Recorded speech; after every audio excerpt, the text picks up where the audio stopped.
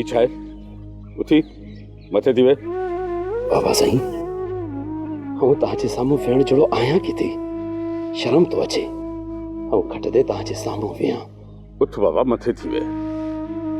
मुझो यो शान ना है तो बरादरी जो को बि माण्हू हेठि धरतीअ ते वेही मूंसां ॻाल्हाए ऐं मां मथे खट ते वेठो हुजां।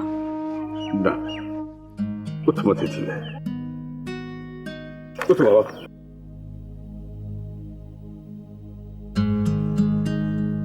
वे बाबा वे वे वे बाबा सुनी वे। बाबा साईं हूँ तव्हांजो भाउ ना फरमान आहियां। ॿाहिरनि मां कंहिं बि तव्हांजे पग खे पुठी नाहे ॾिनी।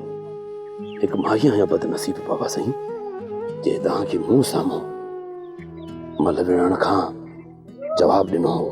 बाबा मूंखे को बि ॾुख नाहे।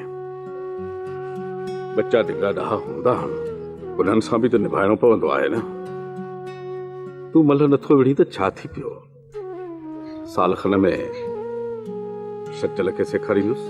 बाबा साईं मां मल विढ़ंदुसि। अगरि रुगो मां मल खे रांदि सम्झी विढ़ंदुसि, हाणे मां मल खे इज़त ऐं गैरत सम्झी संदरो ॿधी मल जे मैदान में लांदुसि। हाणे मां ॾिसां थो त सिंध जो कहिड़ो मल पहलवान बाबे बचल खान जे शागिर्द खे मल जे मैदान में ॿई मलूं मारे। बाबा साईं हाणे रुगो मूंखे ग़लतीअ जी माफ़ी घुरिजे। थी वई न एहसास। हाणे मूंखे पक आहे त तू सिंध धरतीअ जो मल पहलवान थी मलाखे मिलांदे। गैरत ई उहा ताक़त आहे जेका माण्हू खे इज़त बख़्शींदी आहे।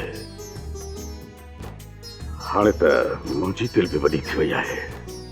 सुभाणे सुबुह खां रोज़ संदरो ॿधी हलियो आहे त तोखे उस्तादीअ जा आख़िरी गुर बि सम्झाए छॾियां।